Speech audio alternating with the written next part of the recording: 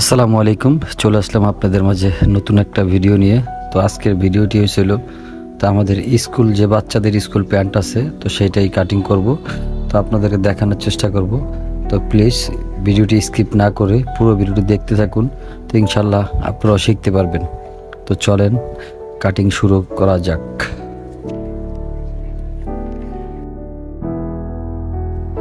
তো এই জায়গায় একটা ফার্স্টে দাগ দিয়ে নেবেন।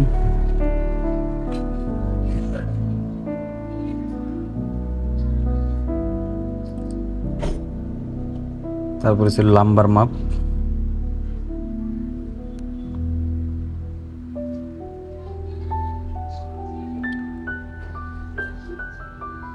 এক ইঞ্চি পরিমাণ উপরে বাদ দিবেন যেটা বেল্টের। তারপর লাম্বার মাপ নেবেন। লাম্বার প্যান্ট হয়েছে 28 ইঞ্চি, 28 একটা দাগ দিয়ে নেবেন। আর হাই ছিল 4/1 এটা হাই এবং কি হিপ একসাথেই। হিপের মাপ আর হাইয়ের মাপ একসাথেই হয় প্যান্টের। সুন্দরভাবে একটা দাগ দিয়ে নেবেন সমান করে।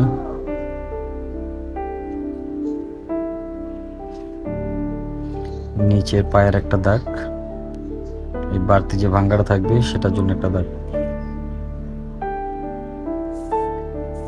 এখান থেকে 2 ইঞ্চি বাদ দিবেন। 2 ইঞ্চি বাদ দিয়ে কোমর মাপ নেবেন। এই 2 ইঞ্চি হলো আপনার পকেটের যে ইয়াটা ওইটার জন্য। আর এই যে কোমর হয়েছিল 26, 6.5 ইঞ্চি নিয়ে নেবেন। তারপর একটা শেপ কাট দিয়ে সুন্দরভাবে সোজা করে দাগ দিয়ে হাইটা 1.5 ইঞ্চি পরিমাণ একটা দাগ দিবেন।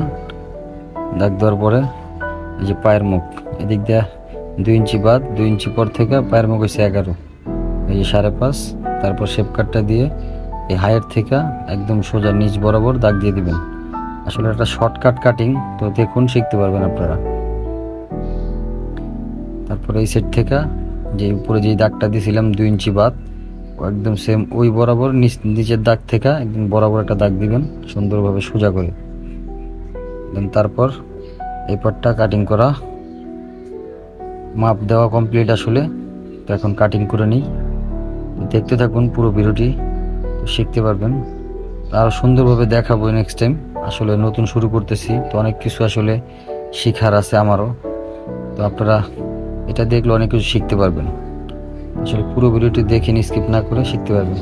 এই শেপটা রাউন্ডটা একবার সুন্দরভাবে দিয়ে এটা আসলে যেই দাগ দিছি আমি সেই দাগ বরাবরই পুরো ইয়াটা কাটতে হবে। এটার পরে যখন ব্যাক পার্ট বসাবেন, তো ব্যাক পার্টটা এই যে এখন ব্যাক পার্ট বসাইতেছি। তো দেখতে থাকুন যে ব্যাক পার্ট কীভাবে কাটি।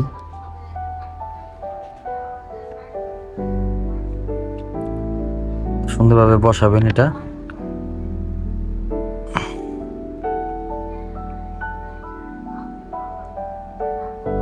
এই যে বসানো আসলে কমপ্লিট দেখতেছেন।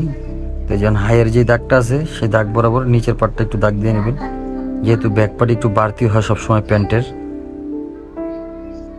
আর কোমরে এলাস্টিক হবে, এই এলাস্টিকের জন্য এই যে হাইয়ের সমান সমান দাগ দিয়ে নিলাম প্রায় 2.5 ইঞ্চি বেশি উপরেও সাইডেও।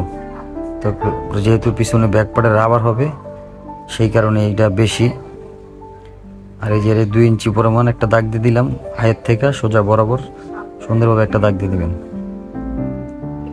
তো আমাদের মোটামুটি যে মার্ক করা তো সেটা কমপ্লিট। তো দেখুন যে কি সহজে একটা প্যান কাটিং করা যায় কিভাবে।